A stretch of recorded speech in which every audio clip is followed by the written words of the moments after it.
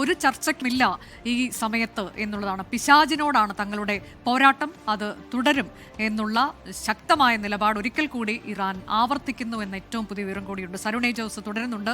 സരുൺ, അങ്ങനെ അതാണ് ഇപ്പോൾ ഇറാൻ പറയുന്നത്, ഒരു ചർച്ചയ്ക്കും തങ്ങളില്ല, ഈ പോരാട്ടം തുടരും എന്ന് അവർ നിലപാട് അറിയിക്കുകയാണ്. കൂടുതൽ ആക്രമണത്തിൻ്റെ വാർത്തകൾ, കൂടുതൽ മരണത്തിൻ്റെ വാർത്തകളൊക്കെ ഈ ഘട്ടത്തിൽ പുറത്തു വരുന്നുണ്ട്. അതിനിടെയാണ് ഇസ്രയേലിൻ്റെ ഒരു ഡ്രോൺ തകർത്തു എന്നതിന് ദൃശ്യങ്ങൾ ഉൾപ്പെടെ അവരുടെ വാർത്താ ഏജൻസി പുറത്തുവിട്ടത്. ആണവ കേന്ദ്രത്തിന്, നഥാൻസ് ആണവ കേന്ദ്രത്തിന് നാശനഷ്ടം ഉണ്ടായിട്ടുണ്ട്, പക്ഷേ ആണവ ചോർച്ചയുടെ ഭീതി വേണ്ടതില്ല എന്ന തരത്തിൽ പുതിയ വിശദാംശങ്ങൾ വരുന്നത് എന്താണ്? അനുജ, ഈ സമയം ഏറ്റവും പ്രധാനപ്പെട്ട പ്രതികരണം ഇറാന്റെ ഭാഗത്തു നിന്ന് ഉണ്ടായിരിക്കുന്നു. ചർച്ചകൾക്ക് ഇല്ല എന്ന് ഇറാൻ വ്യക്തമാക്കിയിരിക്കുകയാണ്. ഗ്രേറ്റ് സാത്താൻ എന്നാണ് ഇറാൻ കാലങ്ങളായി അമേരിക്കയെ വിശേഷിപ്പിക്കുന്നത്. ആ പോരാട്ടം പിശാചിനോടാണ്. ചർച്ചകൾക്ക് ഇല്ല, ഇറാൻ പിശാചിനോട് പോരാടുകയാണെന്നാണ് ഇറാൻ വിദേശകാര്യ മന്ത്രാലയം ഇപ്പോൾ വ്യക്തമാക്കിയിരിക്കുന്നത്. ഇപ്പോൾ കേന്ദ്രീകരിച്ചിരിക്കുന്നത് പ്രതിരോധത്തിലാണ്, ചർച്ചകൾക്കല്ല. തിന്മയ്ക്കെതിരെ നിലകൊള്ളുന്ന ഒരേ ഒരു ശക്തിയാണ് ഇറാനെന്നും ഇറാൻ വിദേശകാര്യ മന്ത്രാലയം വ്യക്തമാക്കുന്നു. അതായത് ഈ ഇസ്രായേലിനും അമേരിക്കയ്ക്കും കനത്ത തിരിച്ചടി തുടരുമെന്ന് തന്നെയാണ്, യാതൊരു ഒത്തുതീർപ്പിനില്ല എന്ന് തന്നെയാണ് ഇറാൻ ഈ സമയത്ത് വ്യക്തമാക്കുന്നത്. ഇതിനിടെ നടാൻസ് ആണവ സമ്പുഷ്ടീകരണ കേന്ദ്രം ഇറാനിൽ ടെഹ്റാനിൽ നിന്ന് 220 കിലോമീറ്റർ മാറിയാണ് ഇറാനിലെ ഏറ്റവും പ്രധാനപ്പെട്ട ഈ ആണവ സമ്പുഷ്ടീകരണ കേന്ദ്രം സ്ഥിതി ചെയ്യുന്നത്. ഇവിടെ ആക്രമണമുണ്ടായി എന്ന് അന്താരാഷ്ട്ര ആണവോർജ ഏജൻസി സ്ഥിരീകരിക്കുകയാണ്. ഇതിന്റെ പ്രവേശന കവാടത്തിൽ അത് തകർന്നു എന്നാണ് അന്താരാഷ്ട്ര ആണവോർജ ഏജൻസി വ്യക്തമാക്കുന്നത്. ഇന്നലെ ഇത് സംബന്ധിച്ച് ഇറാന്റെ പ്രതിനിധി ഇക്കാര്യം പറഞ്ഞിരുന്നു. അവിടെ ഇസ്രായേലും അമേരിക്കയും ആക്രമണം നടത്തിയെന്നായിരുന്നു അന്താരാഷ്ട്ര ആണവോർജ ഏജൻസിയിലെ ഇറാന്റെ പ്രതിനിധി ഇന്നലെ മാധ്യമങ്ങളോട് പറഞ്ഞത്. പക്ഷേ ഇന്നലെ അത് IAEA സ്ഥിരീകരിച്ചിരുന്നില്ല. പക്ഷേ ഇപ്പോൾ അവരുടെ ഭാഗത്തുനിന്ന് സ്ഥിരീകരണം വരുന്നു.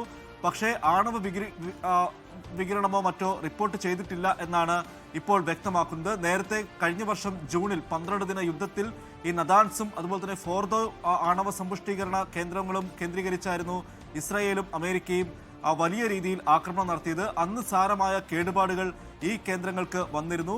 ഇപ്പോൾ വീണ്ടും ഈ കഴിഞ്ഞ ശനിയാഴ്ച ആരംഭിച്ച ഈ യുദ്ധത്തിൽ ഈ നദാൻസ് ആണവ കേന്ദ്രം ആക്രമിക്കപ്പെട്ടിരിക്കുന്നു എന്ന് അന്താരാഷ്ട്ര ആണവോർജ ഏജൻസി ഇപ്പോൾ സ്ഥിരീകരിക്കുകയാണ്. പക്ഷേ ആണവ ചോർച്ചയടക്കമുള്ള കാര്യങ്ങൾ ഇപ്പോൾ സ്ഥിരീകരിക്കാൻ കഴിയുന്നില്ല എന്നാണ് അന്താരാഷ്ട്ര ആണവോർജ ഏജൻസി ഇപ്പോൾ വ്യക്തമാക്കുന്നത്. നേരത്തെ സൂചിപ്പിച്ച പോലെ ഇറാനിൽ കനത്ത നാശനഷ്ടമാണ് ഇപ്പോൾ ഉണ്ടായിരിക്കുന്നത്. ശനിയാഴ്ച 200 യുദ്ധവിമാനങ്ങളാണ്, ഇസ്രായേലിന്റെ 200 യുദ്ധവിമാനങ്ങളാണ് ഇറാന് മുകളിൽ പറന്നത്. പക്ഷേ അടുത്ത ദിവസങ്ങളിലും ഈ നില തുടരുന്ന സാഹചര്യമാണ്. ഇന്നലെ 100 കണക്കിന് യുദ്ധവിമാനങ്ങൾ ഇറാന് മുകളിൽ കൂടി പറന്നു. ഇന്നും അതിൽ കൂടുതൽ യുദ്ധവിമാനങ്ങൾ ഈ ഇറാന് മുകളിൽ വട്ടമിട്ട് പറക്കുന്നുണ്ട്.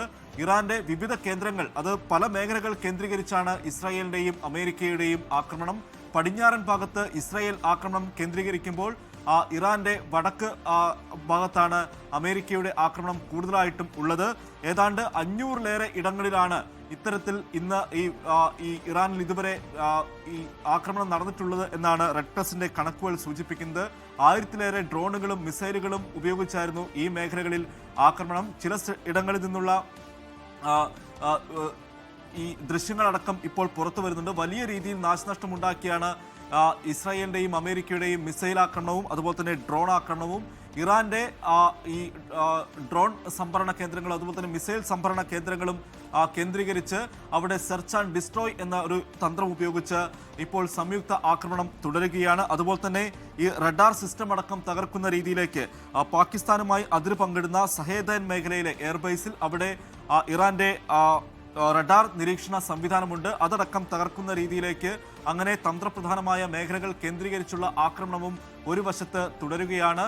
നേരത്തെ സൂചിപ്പിച്ച പോലെ IRGCയുടെ ഇറാന്റെ ഏറ്റവും അവരുടെ അഭിമാനമായ സേനയാണ്, യുദ്ധ സേനയാണ് IRGC എന്ന് പറയുന്നത്. IRGCയുടെ നേതാക്കളെ, ഉന്നത നേതാക്കളെ, കമാൻഡർ ഇൻ ചീഫിനെ അടക്കം വധിക്കാനുള്ള പദ്ധതി ലക്ഷ്യം വെച്ചുള്ള ആക്രമണമാണ് ഇപ്പോൾ അവിടെയും നടത്തുന്നത്. ടെഹ്റാന് സമീപം IRGCയുടെ പ്രധാന കേന്ദ്രത്തിൽ അവിടെ വലിയ ആക്രമണം നടന്നു എന്നുള്ള റിപ്പോർട്ടുകൾ പുറത്തു വരുന്നുണ്ട്. പക്ഷേ ഇതിന്റെ എത്രത്തോളം രൂക്ഷമാണ് ഇപ്പോൾ ഈ ഇടങ്ങളിലുണ്ടായ ആക്രമണമെന്ന് വരും മണിക്കൂറുകളിൽ വ്യക്തമാകും. ലോകത്തെവിടെയായാലും ഏത് സമയത്തും 24 വാർത്തകളും ഓഗ്മെന്റഡ് റിയാലിറ്റി പാക്കേജുകളും എക്സ്പ്ലെയിനറുകളും വിശദമായി കാണാൻ ഞങ്ങളുടെ യൂട്യൂബ് ചാനൽ നിങ്ങൾക്ക് സബ്സ്ക്രൈബ് ചെയ്യാം.